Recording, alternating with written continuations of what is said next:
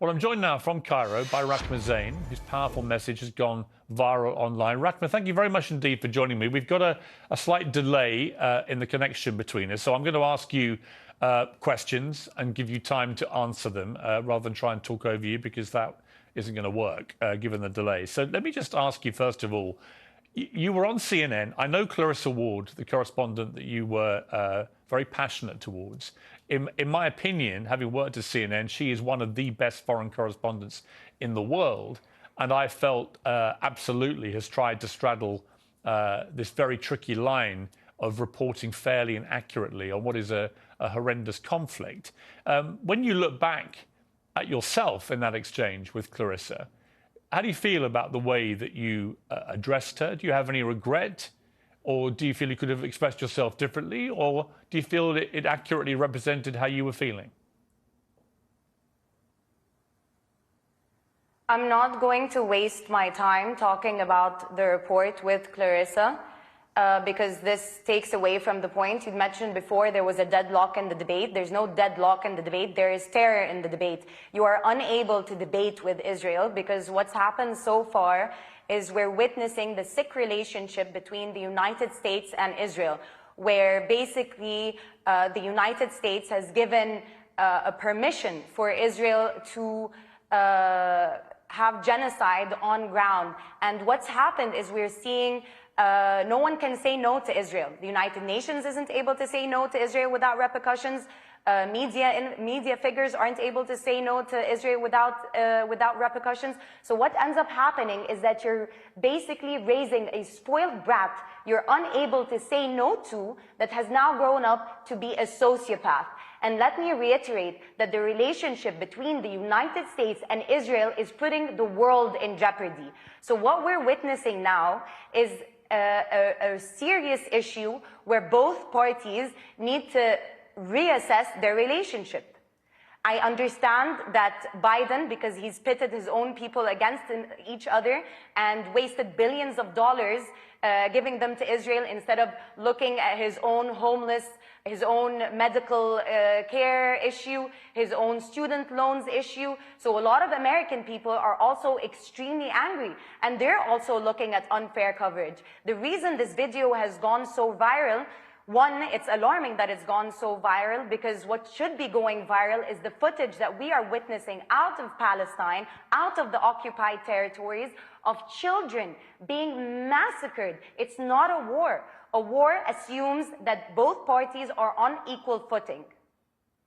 Okay, I hear you. What I would say in response to that is that on October the 7th, Hamas, who are the ruling authority in Gaza, committed an act of such heinous terrorism, killing 1,500 people, including 260 people at a music festival. In 1948, let me finish, Rahmه. Let me finish. What happened let me just then? ask, let me just say, the militia? Rahmه, let me just ask you the question. No, you have to let me ask a question. I've been very polite to you and respectful. I've let you have your say. I'm going to say something now to you, and you can respond. Bear in mind there's a delay, so this isn't exactly the easiest debate to have. Well, that's why I said at the start, why don't we let me ask questions, you answer them, and that's the way this can proceed in a respectful manner. I would simply say to you that I've had a number of pro-Palestinian voices on this program in the last 2 weeks, and a number of pro-Israel voices. Many of the pro-Palestinian people I've had on have been very quick to condemn what Hamas did on October the 7th. Some have not. What's your position? Before we get to what you just said to me about what Israel has done and what America's doing and so on, what is your view as someone in Egypt about what happened right on your border there in Gaza by Hamas against Israel? It's a very fair question. But the thing is, maybe I have a privilege being so close to the border, having many Palestinian friends, knowing more history, that I understand that once you oppress a people, and again, I'm not justifying what happened. The killing of civilians on both parts ought to be condemned.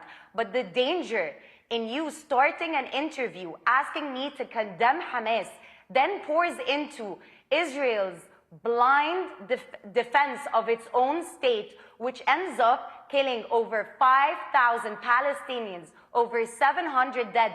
And going back to the report that you were discussing at the beginning with the CNN reporter, the issue with that is everything is always taken out of context. And this is the issue we have with Western media. Had the journalist been there on ground with the volunteers that night, as for example I was, she would have listened to the bombardment of Israeli bombs that start from 2:30 a.m. and do not stop. She would have also witnessed the fact that we would get an okay from Israel's side. I'm not done. From Israel's side, that the supplies would go in, and then it's like they toy with your morale so that for hope from both sides is stopped. The narrative has got to change. Okay, the idea, I, for example, I don't have the PR of Israel. I don't have the money to hire the Justin Biebers of the world and have them say, pray for Israel and whatnot. But what I do have is the truth. And the reason this video has gone so viral is because people felt it. People felt that it was the truth. Let me ask a question, Rachma. So my question is this. When Hamas did what they did on October the 7th, they will have known, absolutely known, that Israel's response would have been this. And it would have involved the deaths of many thousands of innocent people in Gaza as a consequence of going after Hamas. They will have known that. So my question for you, again, a difficult question. I appreciate this, given that you're right there in the middle of all this. But the difficult question is, how do regular Palestinian people feel that their ruling authority commit an act of terror so heinous, and they must have known how Israel would respond, and they must have known that many thousands of innocent Palestinians would die as a consequence of that terror attack? How do they feel about that? Are they comfortable with Hamas continuing to be the ruling authority in Gaza? Or is it actually an act of such appalling atrocity that Hamas should no longer be there? And if the answer is that Palestinian people don't want them to be there anymore, then how do you get rid of them? Unfortunately, the Palestinian people don't have the luxury of the time to think of Hamas. The voice notes we're receiving from our Palestinian brothers and sisters from under the rubble, from mothers who've lost their children, from home families that have been eradicated. The sentiment we're getting from the Palestinian people is, do they see us? If the United Nations, that's whole premise was to avoid this kind of genocide, was created to avoid this kind of humanitarian crisis, cannot stand up to one spoiled brat of a fascist organization, then where are we in this world? And what's sad is that it's a top-down movement. You have the United Nations unable to speak to Israel. You also have the people at work who cannot hold the Palestinian flag, who get fired on the spot. I've had people who work in New York text me and tell me that they've been fired on the spot. Rachma, I have a question. You know what else I've had that unfortunately I cannot show?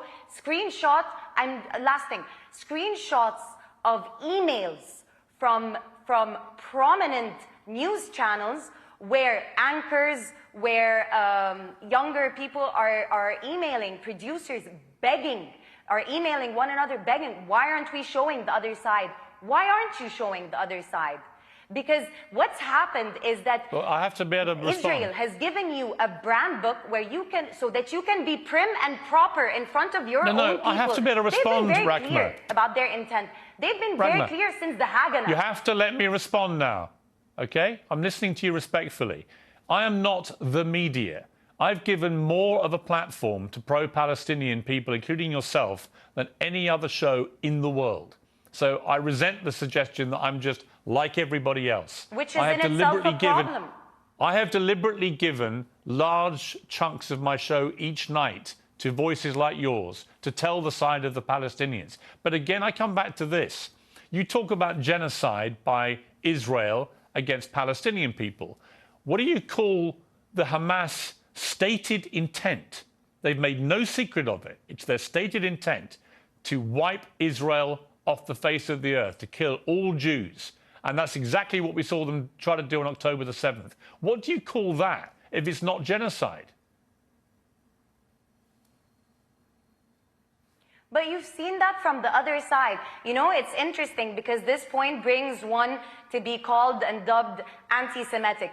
You know, I believe that Israel is the most anti-Semitic entity ever. We used to live with our Jewish brothers and sisters here in the Middle East and in Palestine, and the creation of Israel on a racist premise differentiated, because you didn't have Jewish Arabs or whatnot. You just had Arabs. They were Christian. They were the people of Palestine. You're not answering my question, They were Muslim. They were Jewish. I don't need to, because the problem is Actually, you do need to. Why are we having a debate? Is it not to solve, or is this for another sensational interview? Is this a sensational interview, it's not about sensation. To solve? I am You've accused Israel of genocide. We need a ceasefire because the world is in danger. Well, I have accused Israel of genocide. I am accusing Israel of genocide. And I'm simply saying to you, this is a genocide. And they I'm have simply said saying it's a genocide. Rachma, I hear you, and you're perfectly entitled to that view, although Israel would contest that characterization of what they have been doing, but many would agree with you. But I simply say, what is Hamas waging against Israel? I would love if they would contest with evidence rather than terror. Yeah, but do you not agree with me that what Hamas is doing is clearly... Do you not agree with me that clearly what Hamas is waging against Israel is also genocide by your criteria? I am, you know what's, again, this is a dangerous debate, because what you're trying to put me in is, once I condemn... Just asking you a question. Once I condemn these people, what that then means, why is this dangerous for me? Because what that then means is that you can then answer me and tell me that Israel has the unequivocal right to defend itself, what that means is that they eradicate a people who end up being your Halloween you're costumes. wrong. No. So why not put a stop to this now? Let me clarify. They're not on equal footing. Let me clarify. Israel, like every country in the world, has an absolute right to defend itself. Right? Israel has a right to defend itself. The question now is against women and children? Let me finish my point, please, Rachma. look at the evidence. Let me finish my point. How many Palestinians have died? If you're not going to let me finish my point, you're not going to hear what I have to say. Israel has a right to defend itself. But the longer this war goes on, the more that people are saying to Israel, what is proportionate? How can killing many thousands of Palestinians, innocent women and children, how can that be right? If what happened October the 7th is wrong, how can this be right? And it's a very fair point to make. But my point about all of this is, you want peace, I want peace. The President of the United States and Queen Rania and others saying we've got to get to a two-state solution. To do that, you've got to have leadership which can be trusted by the other side. There is no way that Israel will ever trust any leadership involving Hamas. And I would say the same, by the way, about the Palestinian view of Benjamin Netanyahu. I don't think they trust him either. I think you need new leadership on both sides. And that's where the conundrum's going to be. How do you get to that place where it's no longer Hamas controlling Palestinians and no longer Benjamin Netanyahu in charge of the Israeli side?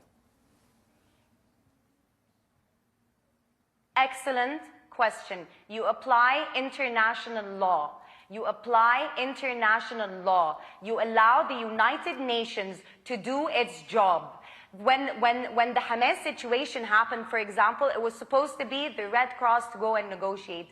Israel is stopping all of that. On top of that, it's also terrorizing the media. On top of that, it's also terrorizing individuals. On top of that, it has money being poured in from the United States. On top of that, it has the backing of the European Union. On top of that, it has the backing of Britain that started this whole farce. So what ends up happening is, who's speaking for the Palestinian people? So for a solution to happen, you need to empower the United Nations so that Israel is not making a mockery of the United Nations. How am I needing to reiterate this more and more? I am giving you a solution. Rachma, you're giving me your solution. And you're still telling me Hamas. Rachma, you've just given me... There will always be Hamas if you occupy a people. let me just finish this point.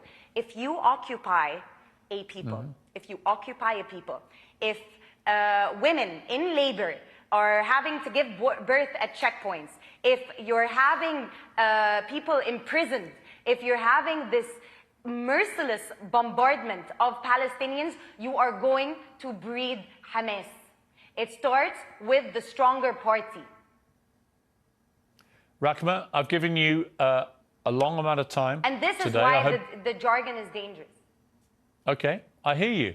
And I respect your right to your opinions, and I've given you the platform to air them, and I appreciate you coming on the program. Thank you very much. Call for a ceasefire then.